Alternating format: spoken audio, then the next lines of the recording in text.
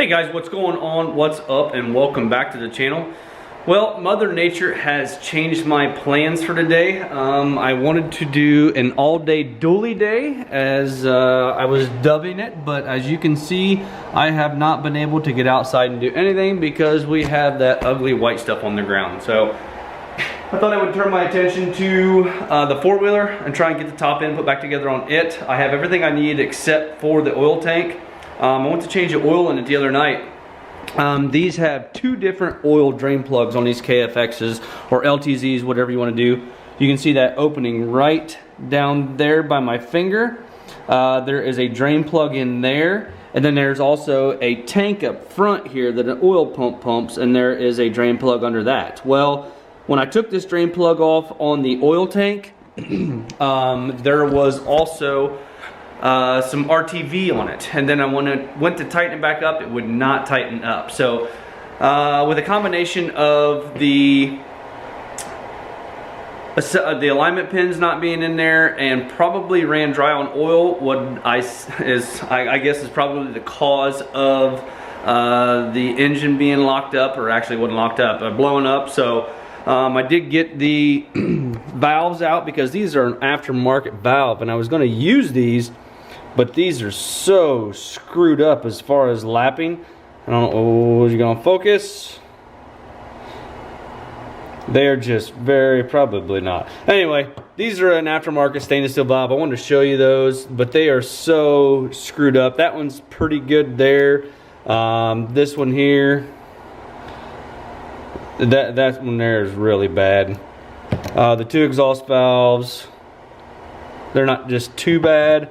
But I was talking with the gentleman that I got this head from, and he said this head was just rebuilt about maybe 20 hours ago, so I'm just going to go ahead and run it. I mean, there's not even any marks on top of the lobes or on top of the tappets, so we're going to run these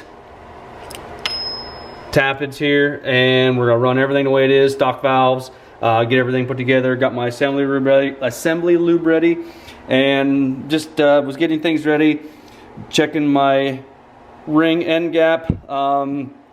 This is the brand of the piston and big bore kit that I got. However you pronounce that, Nemora, whatever it is, I'm not certain. Anyway, and they require right around 10 to 35 thousandths of ring end gap, and I have the number one ring in there checking it. What I like to do on checking end gap is I lay my piston down like that. I'll take my cylinder and put it over it, and then I press that ring down tight on top of that piston. The reason I turn it upside down like that is to get it right about in the center of the bore. Up here you're not going to get much, so I turn it upside down. That way I know that's a good contact surface where that piston is going to be riding, and then I just pull it off and I take my mic and I put it in there, and that right there measures just a little over 10 thousandths, so we are good with ring number one. All I got to do is put ring number 2 in there and check it, and then we can start the assembly. Another thing that I found easy to do is on your keeper clips, put one of those in there, and then you only had to put one on one side after you get your wrist pin in. So I'm going to get the other ring in there and check it, and then we can start getting the rings on the piston and go from there. Alright, when putting your rings on, you want to start with your oil wiper ring first. And get that down there, and on your gap, on your overlap, you want to make sure that they are not overlapping and they are actually just touching end to end. And actually I put that on upside down. This is what I found online. You want to make sure on those oil wipers, those end tabs are pointing up. I put mine on and my end tabs are pointed down. So I want to take and turn that over.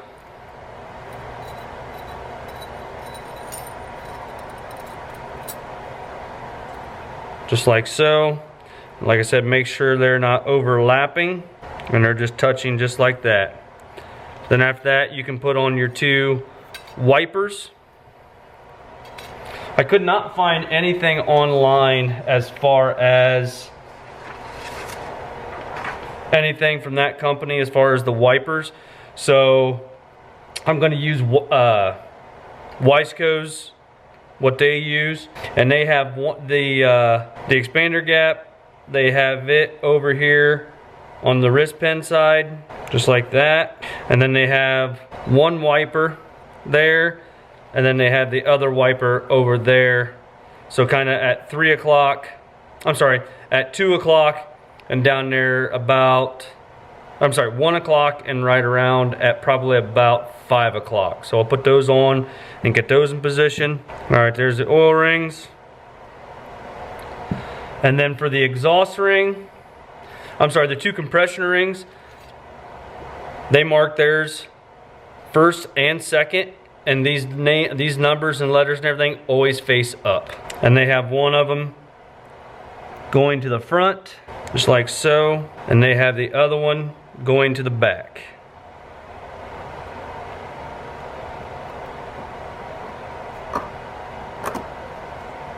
Just like that. Now we'll go over there and get ready and put the cylinder and the piston in place.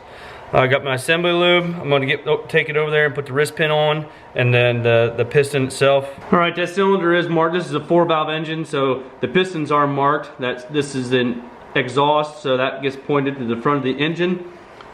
Just set that on there. You always want to make sure and keep a rag stuffed inside there in case you drop anything.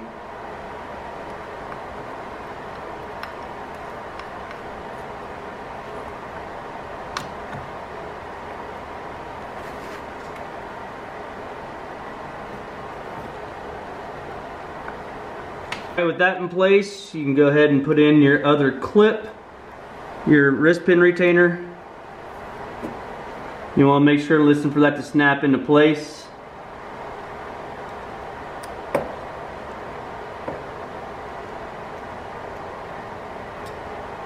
Just like that.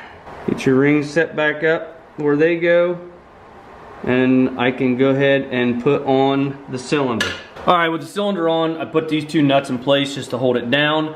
It's kind of a pain in the butt because you gotta sit there and you gotta squeeze your rings together and try and get each individual ring squeezed as you run it on there. I have the chain guide up front. There is a groove in the top of the cylinder that goes in here, and then it goes straight down through here like this. And then right in here by the where the timing gear is, there's a slot right here, and the edge of that will sit down in that slot. You can see down inside there, maybe possibly right down in there. If I had a light, I could show you better, but there is a slot down in there that fits in. Now we are ready. I got the alignment pins in on both sides, got the gasket set on there. Now I'm ready to set the head on. As soon as I get the head on, I'm going to get that bolt in there that holds the timing chain up. That way, if it falls off my hook or something like that, it's only going to fall down to the top of that bolt, and it doesn't fall down into the engine, and then we got to take everything apart. So right now I'm going to go grab the head and get it put on.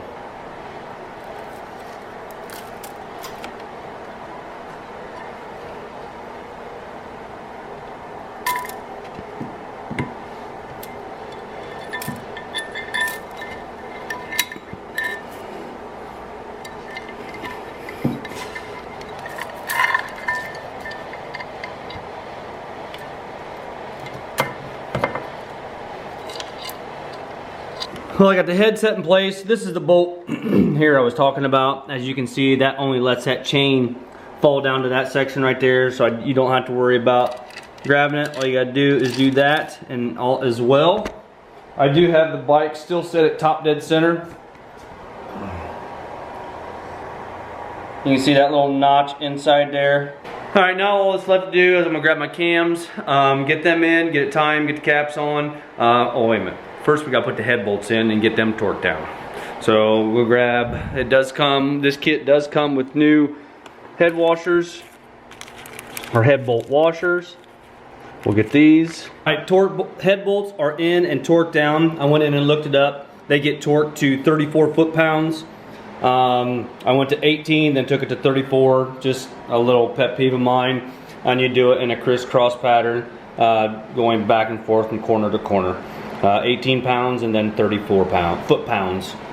So now I'm gonna get ready and set the cams in and get those timed. When you put the cams in, you'll set them in so your timing marks are run parallel with the top of the head here, and then your lobes will be pointing out either direction.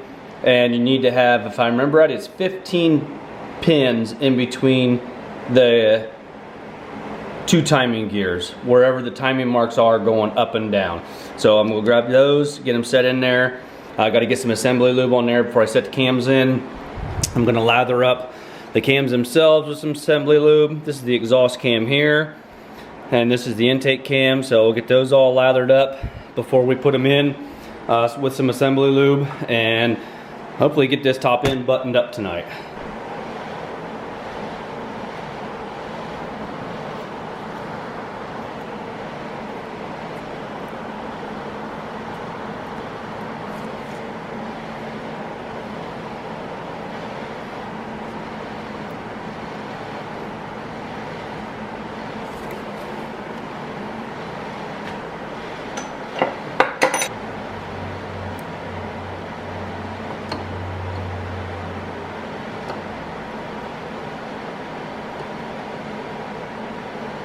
Alright, I got the cams in place. I just have them sitting in there. You can see the timing marks on the cam wheels. They have 4 of those. They're both going forward, but if I take and put tension on the cam chain, you can see that it comes right into time.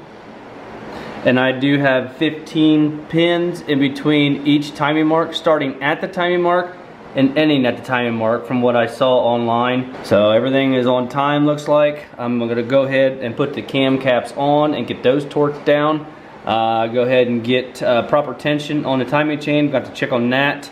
And wait for my oil tank to come tomorrow. And everything should be set and ready to go. We can do a test fire on it probably tomorrow, maybe. I'm not certain. We gotta kind of see if the parts come, see how long I have to work tomorrow because of the snow. Shouldn't be too long. We should have it cleaned up pretty quick, but other than that, it's coming together. Hopefully tomorrow's a test fire. So anyway, guys, if you don't mind, hit that like button, give me a thumbs up. Wait a minute, tomorrow, no, tomorrow will not be a test fire. Tomorrow is tool day. So a couple of you guys said you'd like to see some tool videos. Tomorrow is Tuesday. So tomorrow will be Tool Tech Tuesday. I'm kind of dubbing it, but I haven't really done an intro for it yet, so we're just kind of go with whatever I have. And yeah, gonna fly by the seat of my pants with that one too. No, it'll be all right. I've done tool reviews before, it'll be fine. I've got a couple of more tools from Ulsa Tools, I'll give you that. Actually, one's an organizer and the other is a tool. So it'll be Ulsa Tools tomorrow. So remember to check me out, or check them out, and we'll see you guys tomorrow. Hit that like button, give me a thumbs up, subscribe if you have not already done so, and we'll talk to you guys later on. Bye-bye.